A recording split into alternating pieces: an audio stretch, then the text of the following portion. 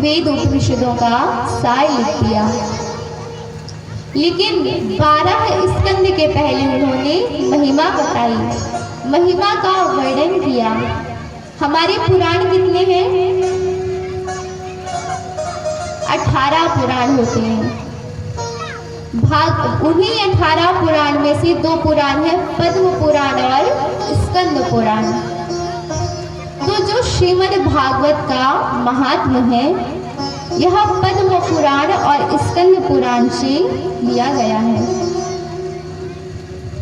आइए हम सभी अपने महात्म्य में प्रवेश करेंगे और भागवत जी की महिमा को जानेंगे।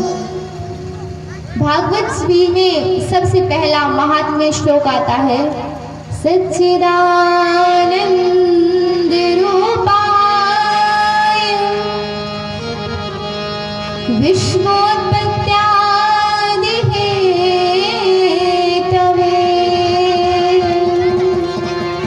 तापत्रय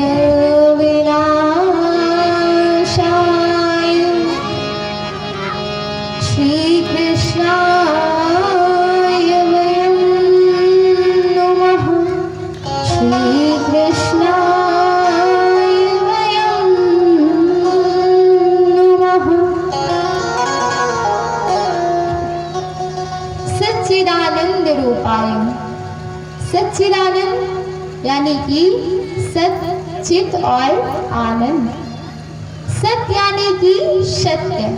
तो सत्य किसे कहते हैं बताइए? सत्य किसे कहते हैं?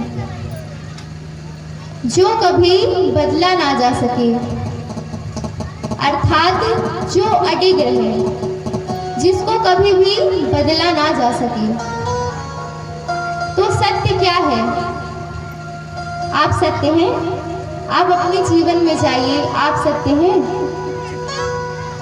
आप कोई कथा बताते हैं, जब आप छोटे से रहे होंगे तो कोई आपके आगे पैसे रख दे और खिलौने रख दे तो आप क्या उठाओगे? खिलौना उठाओगे।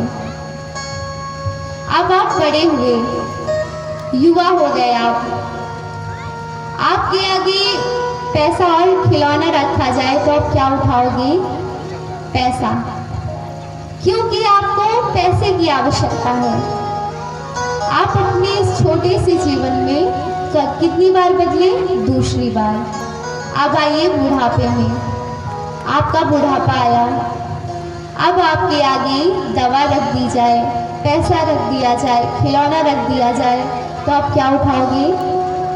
पैसा, खिलौना, दवा उठाओगे। तो आपको दवा उठानी है। तो आप अपने छोटे से जीवन में कितनी बार बदले? 3 बार। तो आप सत्य हुए। तो सत्य क्या है? ऐसा कौन है जो बदला ना हो? ऐसे हमारे परम पिता परमात्मा भगवान श्री हरि ही हैं, जो अनंत काल से थे और अनंत काल से हैं और अनंत काल तक रहेंगे। तो सत्य कौन हुआ? परम पिता परमात्मा। अब भगवान हैं, वो तो अनंत काल से हैं, थे और रहेंगे। आप लोग रहोगे। प्लानिंग तो पूरी है कि हम बड़े हो जाएंगे, ये करेंगे, वो करेंगे। भगवान से कोई एग्रीमेंट साइन हुआ? कई लोगों ने तो भजन अपने बुढ़ापे के लिए छोड़ रखा है कि जब बूढ़े हो जाएंगे तब भजन करेंगे। तो कोई एग्रीमेंट वगैरह साइन हुआ क्या? कोई भरोसा है इस जीवन का कि कब समाप्त हो जाए? आज हैं, कल नहीं रहेंगे। तो किसी भी अवस्था में हो, भगवान की भक्ति से कभी भी विमुख नहीं होना। भगवान की भक्ति जरूर करनी है। ध्रुव जी थे, उन्होंने कितनी छोटी सी अवस्था में किया। प्रहलाद जी थे, उन्होंने भी कितनी इतनी छोटी सी अवस्था में भगवान को प्राप्त किया। और हाँ, कभी भी यदि कोई विषम परिस्थिति आ रही है तभी आप झूठ बोलें, जल्दी से झूठ का सहारा मत लें, क्योंकि सत्य के समान कोई धर्म नहीं है। कहा जाता है धर्म न दूसर सत्य समाना, धर्म न दूसर सत्य समाना, आगम निगम पुराण बखाना। धर्म के समान कोई दूसरा, सत्य के समान कोई दूसरा धर्म नहीं है। यदि आप धर्म के मार्ग पर चलना चाहते हैं तो आप सत्य का सहारा लीजिए, क्योंकि सत्य के समान कोई दूसरा धर्म ही नहीं है। हमेशा सच बोलें, कभी भी झूठ मत बोलें। तो सच्चिदानंद रूपाय, सच्चित और आनंद। भगवान का पहला स्वरूप है सत्य। सत्य पता चला। अब आता है चित, यानी कि प्रकाश। तो प्रकाश क्या है? हमारे कमरे में अंधेरा है तो हमको एक बल्ब की आवश्यकता पड़ेगी उसमें रोशनी करने के लिए। लेकिन जो इस पूरे संसार में रोशनी कर रहा है वो कौन है? केवल भगवान श्री हरि। उनको कोई बल्ब की आवश्यकता है? उन्होंने कोई बल्ब लगा रखा है? हमको तो चाहिए कि कमरे में उजाला करना है तो हमको एक बल्ब की आवश्यकता है।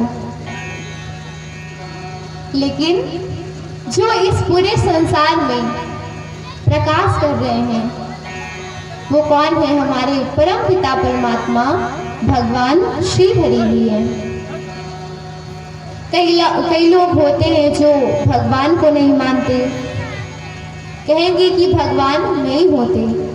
तो अच्छा, भगवान नहीं होते तो ये संसार किससे चल रहा है? संसार को ऊर्जा कहाँ से प्राप्त होती है? तो कई लोग होंगे कहेंगे कि एक प्रकाश है, उससे पूरे संसार को ऊर्जा प्राप्त हो रही है, वही पूरे संसार को प्रकाशित कर रहा है। तो उस प्रकाश के रूप में कौन विद्यमान है? वो प्रकाश कौन है? क्या किसी ने कोई केमिकल वगैरह डाल के बनाया? कोई केमिकल यूज किया? वैज्ञानिकों ने केमिकल डाला कि प्रकाश बन गया, पूरे संसार में प्रकाश हो रहा है। तो वो प्रकाश स्वरूप कौन है? केवल भगवान श्री हरि। बड़ा ही सुंदर भाव में कहा जाता है, जगत प्रकाश प्रकाशक राम, मायाधीश ज्ञान गुण धामो। जगत जो है वो प्रकाश स्वरूप है और इसको प्रकाश देने वाले कौन है? भगवान श्री हरि। इसको प्रकाश कौन प्रदान करते हैं? केवल परम पिता परमात्मा। सच्चिदानंद रूपाय, सच्चित। तो आपको सत्य और प्रकाश के बारे में जानकारी हुई। अब आता है आनंद। भगवान का तीसरा स्वरूप है आनंद। तो आनंद क्या है बताइए? आनंद किसे कहते हैं? मनुष्य को असली आनंद तब होगा जब उसके लिए दुख और सुख समान हो, अर्थात जब उसको अत्यधिक सुख प्राप्त हो जाए तो बहुत ज़्यादा उतावला ना हो, बहुत ज़्यादा प्रसन्न ना हो, और कोई परिस्थिति बस उसको बहुत ज़्यादा दुख प्राप्त हो जाए, शोक आ जाए, तो वो उस विषय को लेकर शोक ना करे, उस विषय में शोक ना करे। हमेशा किसी भी परिस्थिति में समान रहे, ना सुख में ज़्यादा सुखी हो और ना दुख में ज़्यादा दुखी हो।